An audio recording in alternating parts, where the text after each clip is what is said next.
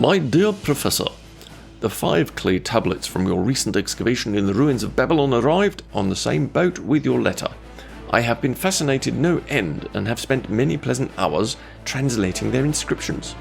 I should have answered your letter at once, but delayed until I could complete the translations which are attached.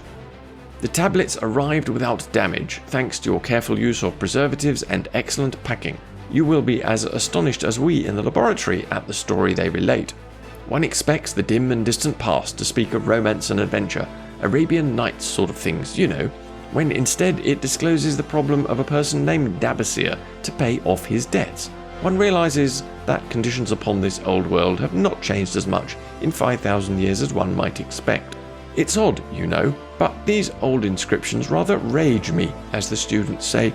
Being a college professor, I am supposed to be a thinking human being, possessing a working knowledge of most subjects. Yet, here comes this old chap out of the dust-covered ruins of Babylon to offer a way I had never heard of to pay off my debts and at the same time acquire gold to jingle in my wallet. Pleasant thought, I say, and interesting to prove whether it will work as well nowadays as it did in old Babylon. Mrs. Shrewsbury and myself are planning to try out his plan upon our own affairs, which could be much improved. Wishing you the best of luck in your worthy undertaking, and waiting eagerly another opportunity to assist, I am, yours sincerely, Alfred H. Shrewsbury, Department of Archaeology.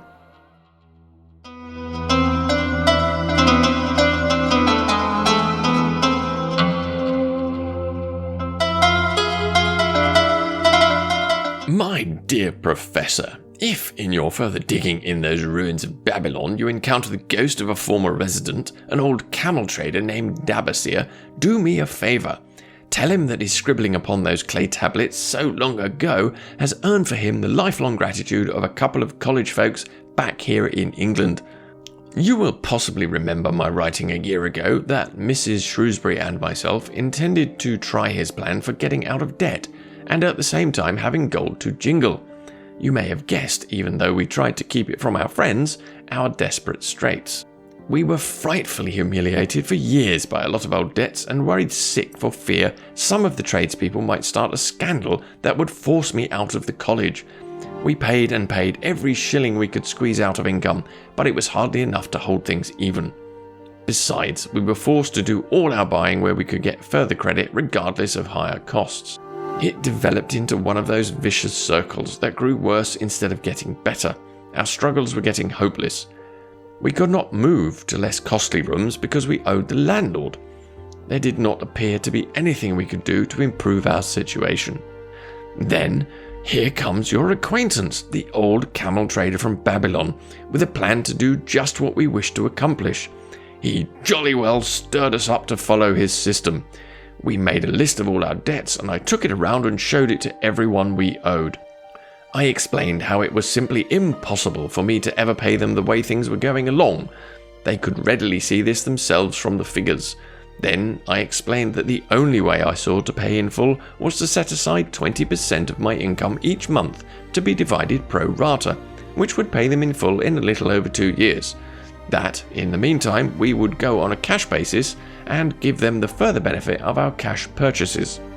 They were really quite decent. Our greengrocer, a wise old chap, put it in a way that helped to bring around the rest.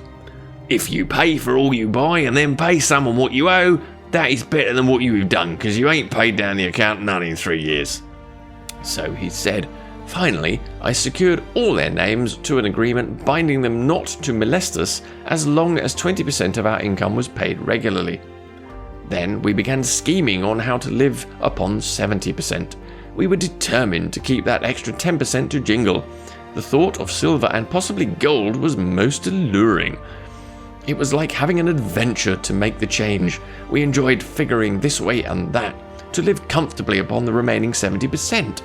We started with rent and managed to secure a fair reduction. Next, we put our favourite brands of tea and such under suspicion, and were agreeably surprised how often we could purchase superior qualities at less cost.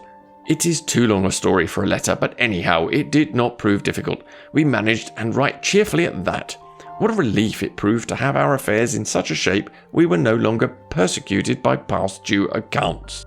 I must not neglect, however, to tell you about that extra 10% we were supposed to jingle. Well, we did jingle it for some time. Now don't laugh too soon, you see that's the sporty part. It's the real fun to start accumulating money that you do not want to spend. There is more pleasure in running up such a surplus than there could be in spending it. After we had jingled to our heart's content, we found a more profitable use for it. We took up an investment upon which we could pay that 10% each month. This is proving to be the most satisfying part of our regeneration. It's the first thing we pay out of my check. There is a most gratifying sense of security to know our investment is growing steadily.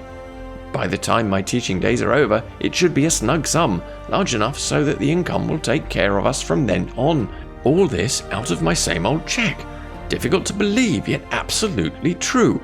All our debts being gradually paid, and at the same time, our investment increasing. Besides, we get along financially even better than we did before. Who would believe there could be such a difference in results between following a financial plan than just drifting along? At the end of the next year, when all our old bills shall have been paid, we will have more to pay upon our investment besides some extra for travel.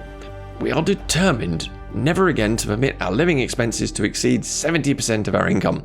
Now you can understand why we would like to extend our personal thanks to that old chap whose plan saved us from our hell on earth. He knew. He had been through it all. He wanted others to benefit from his own bitter experiences. That is why he spent tedious hours carving his message upon the clay. He had a real message for fellow sufferers, a message so important that after 5,000 years, it has risen out of the ruins of Babylon, just as true and just as vital as the day it was buried. Yours sincerely, Alfred H. Shrewsbury, Department of Archaeology.